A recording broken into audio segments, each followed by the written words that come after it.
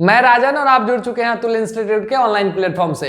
तो आज ये सेशन आपका human health and disease chapter का दूसरा लेक्चर है और इसमें हम लोग आज पढ़ने वाले हैं कुछ कॉमन इंसेक्ट वेक्टर के बारे में जो कॉमन ह्यूमन डिजीज कॉज करते हैं और साथ साथ कुछ कॉमन ह्यूमन डिजीज भी हम लोग पढ़ेंगे।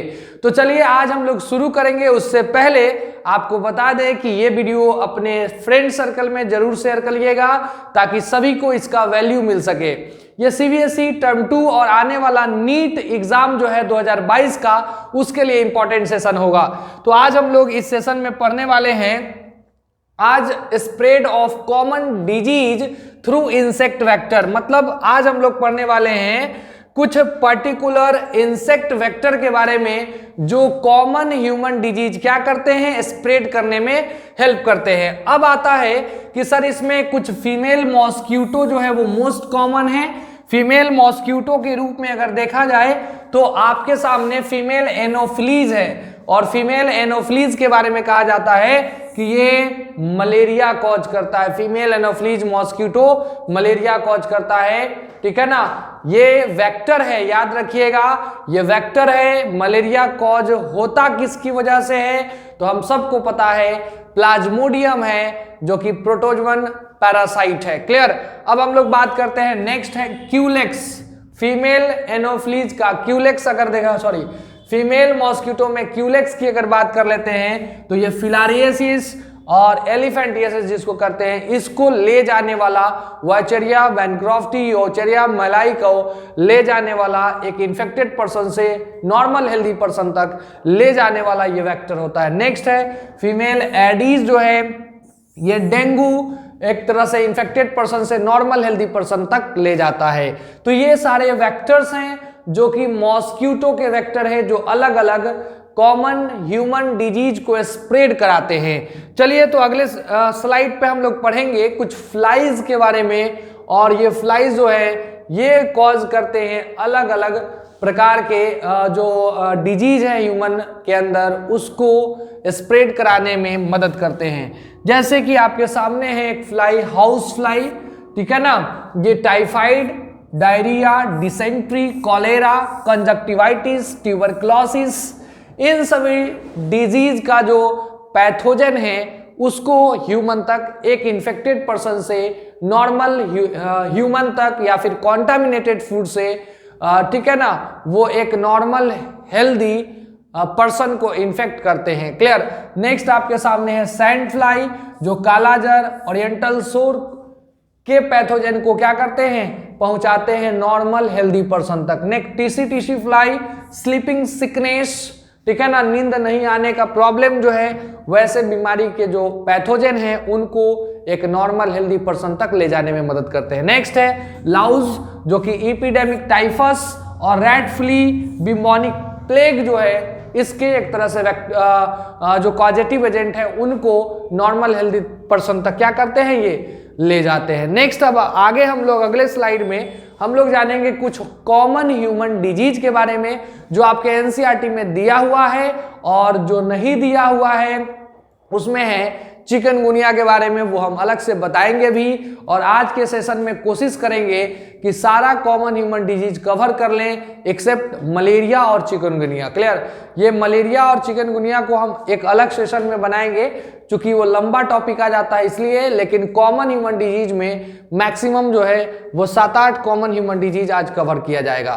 तो आज हम लोग देखेंगे कॉमन ह्यूमन डिजीज में सबसे पहले आपके सामने टाइफाइड के बारे में समझेंगे। ये जो टाइफाइड है सर, टाइफाइड हम सब जानते हैं साल्मोनेला टाइफी नामक बैक्टीरिया जो है ये क्या करता है, कॉज करता है ह्यूमन में टाइफाइड। क्लियर।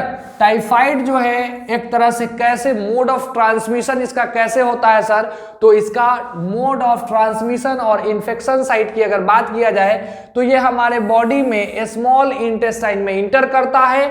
कहां से, तो कॉन्टामिनेटेड फूड। हम जानते हैं कि कहीं भी आप इधर उधर का खाना खाते हैं, ठीक है ना, वहां पे कोई फ्लाइज है जो आकर के ऐसे ही बैठ गया, ठीक है ना, वहां से उसका कॉजेटिव एजेंट जो है वो आपके इंटेस्टाइन में चला जाएगा उस कॉन्टामिनेटेड फूड की मदद से, और वो आपके एक तरह से इंटेस्टाइन से बॉडी पार्ट्स में, जैसे कि लीवर में, ठीक है ना, आरबीसी, इन सभी को क्या करता है, ये इन्फेक्ट करता है, ब्लड के माध्यम से लीवर तक पहुंच जाता है।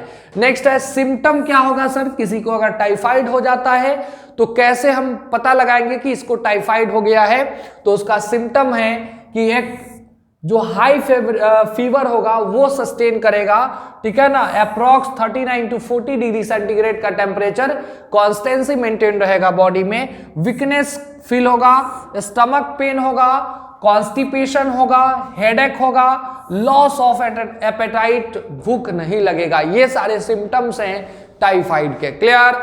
चलिए, डिटेक्शन कैसे पता चलेगा, बहुत ही इंपॉर्टेंट पॉइंट है ये।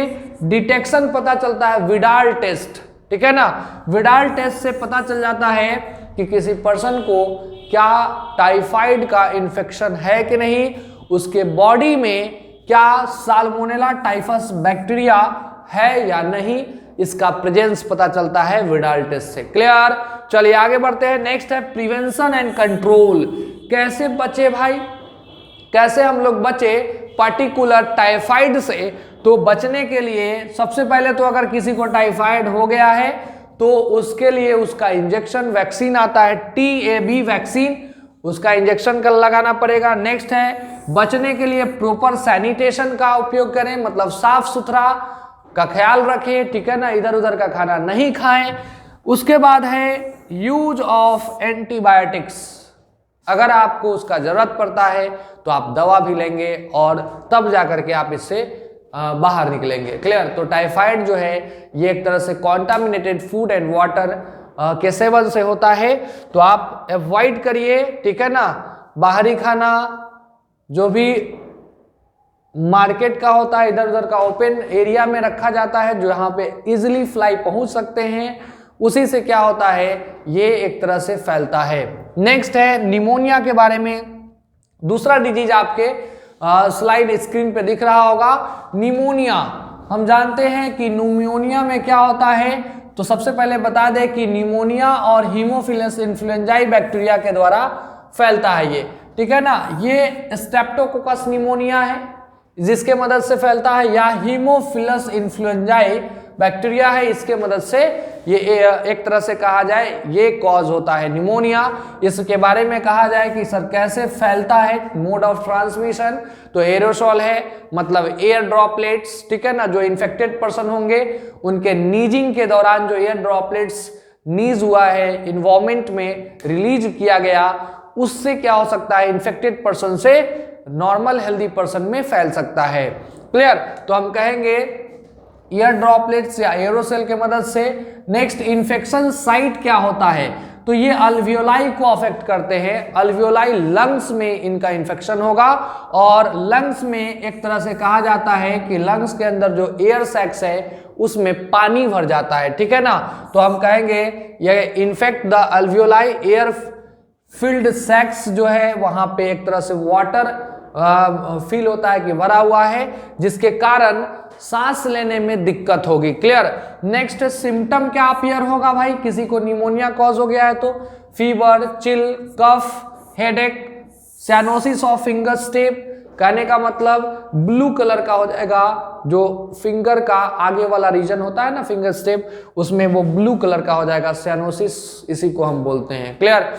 तो ये कंडीशन देखने को मिलता है। डिटेक्शन कैसे पता चलेगा भाई, यहाँ निमोनिया हो गया है, सीवियर अगर देखा जाए केस में तो एक्सरे कराया जाता है, ऐसे तो सिम्टम से इसका दवा मिल जाता है, लेकिन हाँ फिर भी अगर आपको एग्जैक्ट बहुत ज़्यादा अगर ऐसा प्रॉब्लम हो रहा है तो आप एक्सरे कराते हैं चेस्ट का, ठीक है ना, और blood, complete blood count check कराते हैं, और इससे पता चल जाता है कि इसका इन्फेक्शन आपके बॉडी में है या नहीं है। Clear? Next, prevention and control की बात कर लेते हैं, कैसे बचे भाई, ठीक है ना, कैसे बचे हम लोग निमोनिया से। तो सबसे पहले तो भाई यूज करिए मास्क, ठीक है ना, मास्क का यूज करने से, ठीक है ना, आप किसी इन्फेक्टेड पर्सन के कांटेक्ट में भी जाते हैं तो उसके नीजिंग अगर उनके द्वारा करा जाएगा तो फिर वो आपके तक नहीं पहुंचेगा, ठीक है ना, वो आप एक तरह से मास्क का यूज करना ही एक तरह सेफ्टी है। नेक्स्ट, अगर इन्फेक्शन हो गया है तो एंटीबायोटिक लेते हैं और मेंटेन करते हैं डिस्टेंस अगर आपको पता है कि किसी को सर्दी खांसी है तो आप उससे दूरी मेंटेन करें। क्लियर? चलिए आगे बढ़ते हैं। नेक्स्ट अगले डिजीज पे हम लोग पहुंचेंगे और वो है कॉमन कोल्ड। कॉमन कोल्ड जो है ये रीनो वायरस से फैलने वाला बीमारी है। क्लियर? रीनो वायरस से फैलने वाला बीमारी है, ये मोस्ट कॉमन वायरल डिजीज कहते हैं। ठीक है ना, कॉमन कोल्ड। क्लियर? ये मोस्ट कॉमन वायरल डिजीज कहा जाता है और जनरली देखा जाता है कि ये बहुत सारे लोग जो है इससे इन्फेक्टेड होते हैं, इसलिए मोस्ट कॉमन डिजीज कहते हैं। ये भी एयर ड्रॉपलेट्स के द्वारा ही फैलता है, इनका भी ट्रांसमिशन कुछ उसी तरह का है। नेक्स्ट अगर देखा जाए तो इन्फेक्शन साइट इसका क्या है, तो देखिए याद रखिएगा कि ये जो कॉमन कोल्ड होता है ना, इसका इन्फेक्शन साइट हमारा रेस्पिरेटरी ट्रैक होता है। ठीक है ना, ट्रैकिया होता है और वोकल कॉर्ड होता है। याद रखिएगा ये इसमें कहीं से लंग्स इन्फेक्टेड नहीं होता है, लंग्स इन्फेक्टेड निमोनिया में होता है, ये बात याद रखिएगा। सिम्टम सब कुछ निमोनिया जैसा ही होगा, इसमें नेजल कंजेशन थोड़ा होता है, नाक थोड़ा जाम लगेगा। ठीक है ना, नेजल डिस्चार्ज भी होगा, नाक से पानी जो है वो आएगा। ठीक है ना, सोर थ्रोट, गला में दर्द रहेगा। ठीक है ना, यहाँ पे बॉडी जो है हरासमेंट फील होगा। ठीक है ना, कफ बनेगा, हेडेक और टायर्डनेस, थकान फील होता है। क्लियर?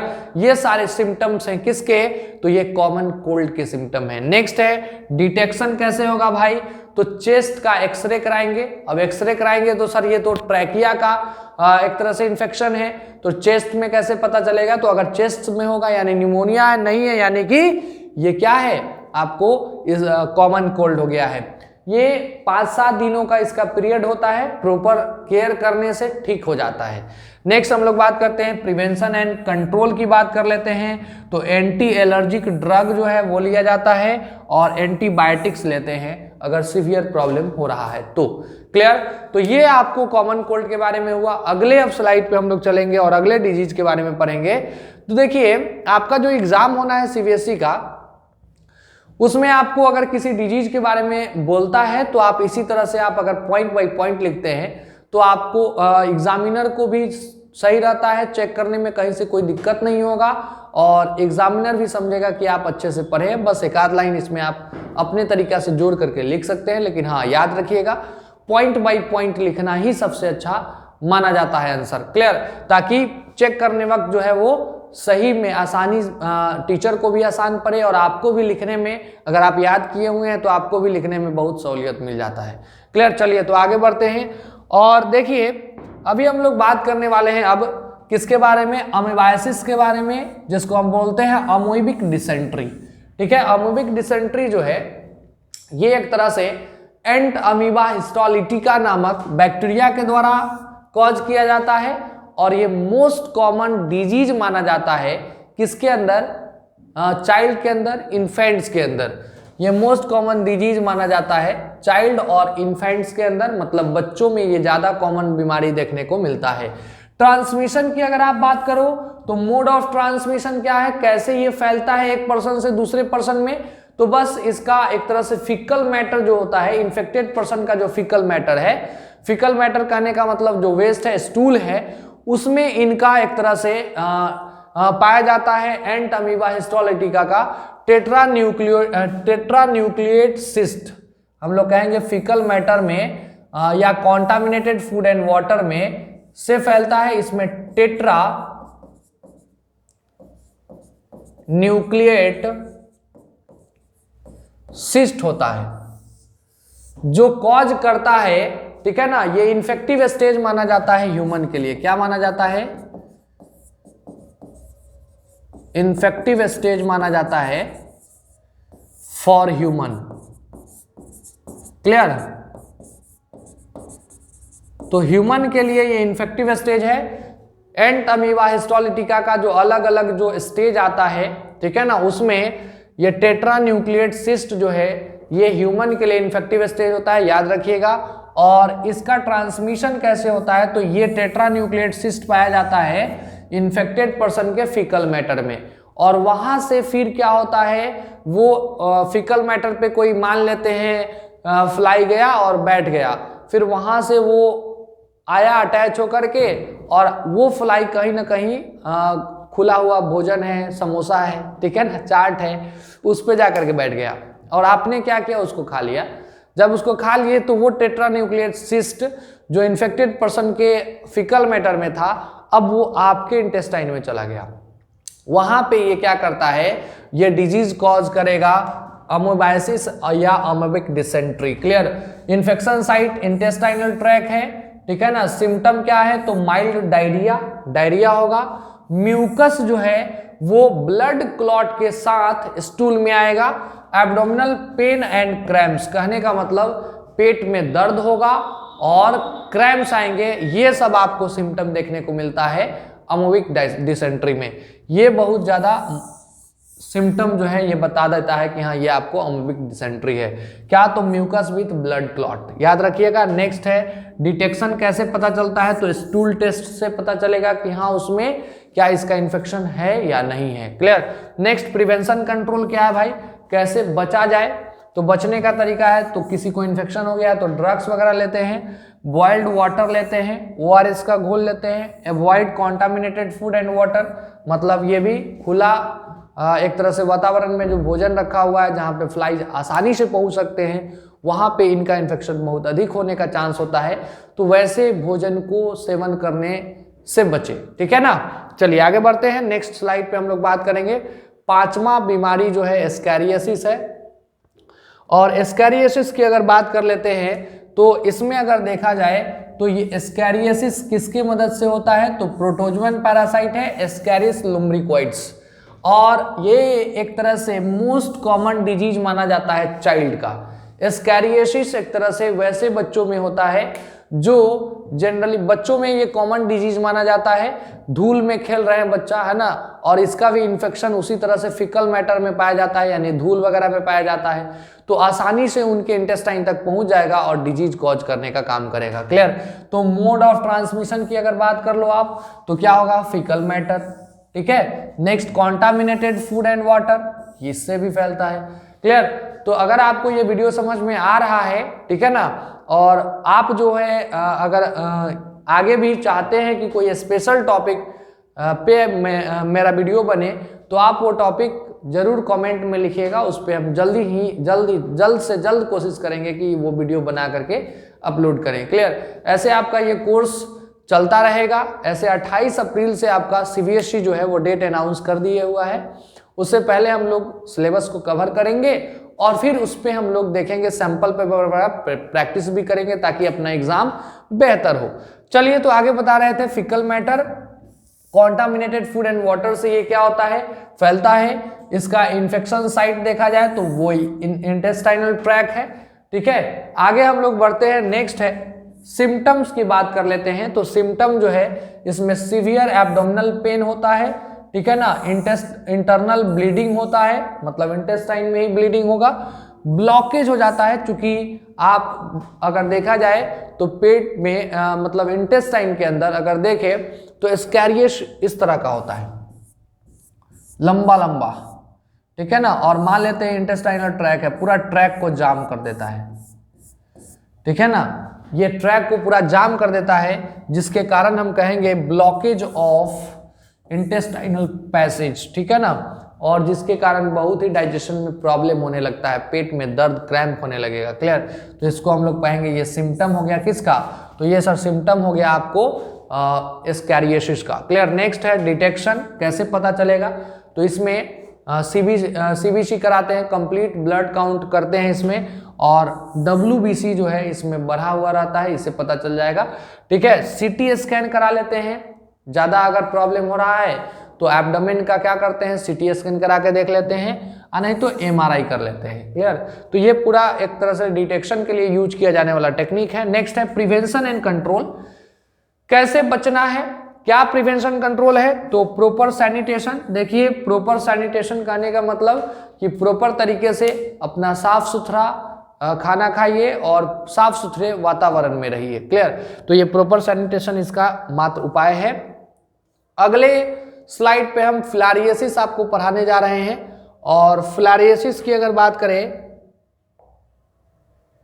तो फिलारियसिस में हम आपको बताएंगे कि हाथी पांव एलिफेंटियसिस कैसे होता है, इसी का दूसरा नाम एलिफेंटियसिस है।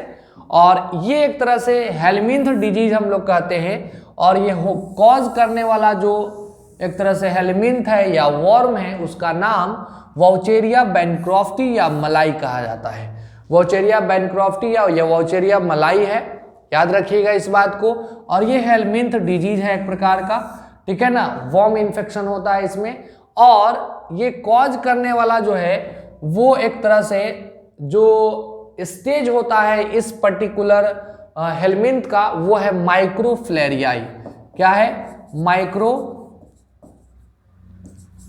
माइक्रोफ्लेरियाई जो है ये एक तरह से इनके लाइफ साइकिल में ही एक लाइफ स्टेज है जो हमारे अंदर एलिफेंटियसिस कॉज करते हैं, ठीक है ना। इसका ट्रांसमिशन कैसे होता है? तो अभी अभी बताए थे, क्यूलेक्स, फीमेल क्यूलेक्स मॉस्किटो से क्या होता है, ये एक तरह से इनका जो वाउचेरिया बैनक्रॉफ्टी या वाउचेरिया मेलाई जो है, इनका इन्फेक्टिव स्टेज माइक्रोफिलेरियाई, ये इस फीमेल क्यूलेक्स मॉस्किटो के बाइट से एक तरह से कहा जाए इन्फेक्टेड पर्सन से उनके बॉडी में जाएगा। फिर वो किसी नॉर्मल हेल्दी पर्सन को अगर मान लेते हैं बाइट करते हैं, तो उस केस में वो इन्फेक्टेड पर्सन का उनके इंटेस्टाइन में गया, फिर वहाँ पे माइक्रोफिलेरियाई स्टेज वो हमारे अगर नॉर्मल हेल्दी पर्सन को वही मॉस्किटो क्या करता है, बाइट करता है, तो माइक्रोफिलेरियाई स्टेज क्या करेगा, उनके बॉडी में छोड़ेगा। तो उस केस में हम लोग कहते हैं कि ये कॉजेटिव एजेंट तो हो गया आपको ये वाउचेरिया बैनक्रॉफ्टी का माइक्रोफिलेरियाई, लेकिन इसमें ट्रांसमिशन कराया कौन, तो फीमेल क्यूलेक्स मॉस्किटो। क्लियर? चलिए आगे बढ़ते हैं। इन्फेक्शन साइट क्या होगा सर? तो इन्फेक्शन साइट हम लोग कहेंगे इसका लोअर लिम्ब होता है, लिम्फेटिक सिस्टम का लोअर लिम्फेटिक ऑर्गन, मतलब पाँव में जो लिम्फेटिक सिस्टम है उधर मूव करेगा, और प्राइमरी सेक्स ऑर्गन, मतलब एक तरह से मेल के अंदर देखें तो टेस्टिस वाला रीजन जो है वहाँ पे ये इन्फेक्शन करता है, और एक तरह से पैर जो है वो मोटा हो जाता है, इसीलिए इसको बोलते हैं हाथी पाँव और एलिफेंटियसिस। क्लियर? सिम्टम्स की अगर बात कर लो आप, तो सिम्टम क्या क्या होता है सर? तो इसमें फीवर और टायर्डनेस फील होता है, पेन भी होता है, ठीक है ना, पैर में जो है वो पेन भी होता है, ये सब आपका सिम्टम है। डिटेक्शन की बात कर लेते हैं तो ब्लड टेस्ट है, ब्लड टेस्ट है, आपको पता चलेगा कि इसका जो एक तरह से आपके बॉडी में ये पैथोजन का इन्फेक्शन है या नहीं है। ये ब्लड में अगर इसका मात्रा पाया जाएगा तो इसका मतलब है कि आपको ये इन्फेक्शन हो चुका है। क्लियर? नेक्स्ट है प्रिवेंशन कंट्रोल। सर कैसे प्रिवेंट करें, कैसे बचे सर?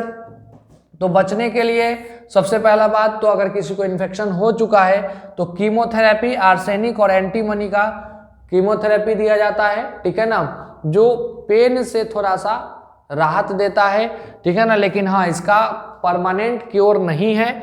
मॉस्किटो नेट वगैरह का इस्तेमाल करें, ठीक है ना। मॉस्किटो को, फीमेल एनोफ्लीज को या फिर क्यूलेक्स को आप अपने सराउंडिंग से, इन्वायरमेंट से हटा करके रखें, मतलब उसको मार दें, ठीक है ना। मारने के लिए जो भी टेक्निक है, जो भी एजेंट है उसका यूज करना चाहिए। क्लियर? मतलब आपके इन्वायरमेंट में फीमेल एनोफ्लिक्स मॉस्किटो या फीमेल क्यूलेक्स है तो ये फिलारियसिस करेगा, एनोफ्लीज है तो वो मलेरिया कॉज करता है, तो मच्छर को अपने इन्वायरमेंट से अलग ही रखिए, ठीक है ना। उसके लिए आप सबसे पहले तो मॉस्किटो नेट का इस्तेमाल कर सकते हैं, ठीक है ना, वो इलेक्ट्रिक बैडमिंटन आता है उसका इस्तेमाल कर सकते हैं। अपने आसपास में पानी नहीं जमा करने दें, जमा रहने नहीं दें, ठीक है ना। उसको कोई भी पॉट है छोटा बहुत तो उसको गड्ढा को भर के रखें, ठीक है, घर में पानी नहीं लगने दें, ठीक है ना। तो ये सब प्रिवेंशन है जो आपको ध्यान में रखना चाहिए। आगे हम लोग बात करते हैं फंगल डिजीज के बारे में। तो फंगल डिजीज जो फंगस के द्वारा डिजीज कॉज किया जाता है, हम सबको पता है वो रिंग वॉर्म है। Most common fungal disease ringworm है, और रिंग वॉर्म का अलग अलग कैटेगरी है, अलग अलग ग्रुप है, जिसमें हम लोग ट्राइकोफाइटॉन के बारे में बात करेंगे। तो ये कहीं ना कहीं ये ऐसा फंगस है जो हेयर और नेल को डैमेज करता है। माइक्रोस्पोरम एक ऐसा फंक्शन है जो हेयर और स्किन को डैमेज करता है। वही हम लोग बात कर ले एपिडर्मोफाइटॉन, ये स्किन और नेल को डैमेज करता है। और एथलीट्स फुट, पैर में जो फटता है ना पीछे की तरफ से पैर में, एरी जिसको आप बोलते हैं वो फटता है, उसी को एथलीट्स फुट बोलते हैं, और ये टीनिया पेडिस से होता है। क्लियर? तो ये आपको अलग अलग रिंग वॉर्म है जो अलग अलग हमारे बॉडी के पार्ट्स में इन्फेक्शन कॉज करते हैं। आपको ध्यान में रखना है कि हेयर और नेल का ट्राइकोफाइटॉन, माइक्रोस्पोरम हेयर और स्किन का कोई ट्रिक बनाइए और उसके अकॉर्डिंग याद रख सकते हैं। एपिडर्मोफाइटॉन स्किन और नेल का है। क्लियर? तो इस तरह से ये आपको athletes foot tinea pedis cause करता है। अब इसमें हम लोग बात करेंगे इसका मोड ऑफ ट्रांसमिशन क्या है सर। तो मोड ऑफ ट्रांसमिशन हम लोग बात करेंगे कि ये कैसे फैलता है। तो किसी भी इन्फेक्टेड पर्सन का अगर आप यूटेंसिल यूज करते हैं, ठीक है ना, इन्फेक्टेड पर्सन का टॉवेल यूज करते हैं, ठीक है ना, कोई गारमेंट्स यूज करते हैं, कॉम यूज करते हैं, इससे क्या होता है एक नॉर्मल हेल्दी पर्सन में ये इन्फेक्शन आसानी से फैल जाता है। नेक्स्ट दूसरा बात कर ले तो इसका इन्फेक्शन साइट क्या है। तो स्किन में जो इन्फेक्शन करने वाला फंगस है वो टीनिया कॉर्पोरिस है। वहीं हेयर में जो इन्फेक्शन कॉज करने वाला है टीनिया कैप्टिस है। वहीं नेल में जो फंगस लगता है वो टीनिया अनग्विम है, ठीक है ना, इसको आप ध्यान रखिएगा। नेक्स्ट है सिम्टम्स की बात कर लेते हैं। तो सिम्टम में इचिंग होता है, जहां भी इसका इन्फेक्शन होगा वहां खुजली होगा, ड्राई स्किन हो जाता है, वहां का सूख जाएगा, और स्कैलिलेशन स्किन पे पपड़ी पड़ने लगता है, मतलब छोटा छोटा स्किन जो है उखड़ने लगेगा, पपड़ी बनने लगेगा, उसी को स्कैलिलेशंस कहते हैं। डिटेक्शन है भाई, कैसे पता चलेगा कि हाँ ये जो है फंगस इन्फेक्शन है। तो सेल्फ डिटेक्शन, आपको खुद पता चल जाएगा कि हाँ भाई ये फंगस हमारे बॉडी में लग गया है, और उसके अकॉर्डिंग आप क्या करते हैं, प्रिवेंशन कंट्रोल के लिए एंटी फंगल क्रीम लगाते हैं, ठीक है ना। प्रिवेंशन कंट्रोल की बात कर ले तो एवॉइड, सबसे पहला तो भाई एवॉइड करना शुरू करिए किसी भी पर्सन का यूटेंसिल्स अगर आप यूज करते हैं, जैसे टॉवेल, कॉम्ब, ये सब जो है एक तरह से एक पर्सन से दूसरे पर्सन में यूज ना करें। एंटी फंगल क्रीम, एंटीबायोटिक्स, ये सब यूज किया जाता है। क्लियर? तो हम आपको अभी तक बता दिए हैं, एक तरह से कहा जाए तो फंगस तक में कॉमन ह्यूमन डिजीज में 7 पॉइंट, ठीक है, और 7 पॉइंट हम आपको बताए हैं। अब चिकनगुनिया के बारे में बताना है और एक बताना है मलेरिया के बारे में, और फिर हम लोग इसी तरह से आगे कंटिन्यू करते चलेंगे, वीडियो को पढ़ते चलेंगे। तो आज हम लोग इस वीडियो को इतना ही रख रहे हैं, ठीक है ना। इसी तरह से आपको छोटा छोटा वीडियो के फॉर्म में, रिकॉर्डेड के फॉर्म में मिलता रहेगा। फिर हम लोग का जो माइलस्टोन है लाइव क्लास के लिए, उसको जैसे कि अटेंड करेंगे आपका क्लास लाइव क्लास के फॉर्म में कंडक्ट होने लगेगा। क्लियर? तो अगर आप हमारे YouTube चैनल पे अतुल इंस्टीट्यूट पे अगर नए हैं तो इस चैनल को जरूर सब्सक्राइब करिएगा और बेल आइकन जरूर हिट करिएगा, ताकि आपको हमारे वीडियोस का नोटिफिकेशन टाइम टू टाइम मिलता रहे। क्लियर? अभी आपका जो वीडियो है वो रिकॉर्डेड फॉर्म में ही चलेगा, ठीक है ना, और साथ साथ अपने फ्रेंड सर्कल में जरूर शेयर करिएगा ताकि सबको इसका वैल्यू मिल सके। और वीडियो अच्छा लगता है तो लाइक जरूर करिएगा और कमेंट करके बताइए, ठीक है ना, कि ये वीडियो आपको कैसा लगता है। तो आज के लिए हम लोग इतना ही रखेंगे, फिर अगले क्लास में मिलेंगे नेक्स्ट वीडियो के साथ। तो तब तक के लिए ओके बाय, थैंक यू।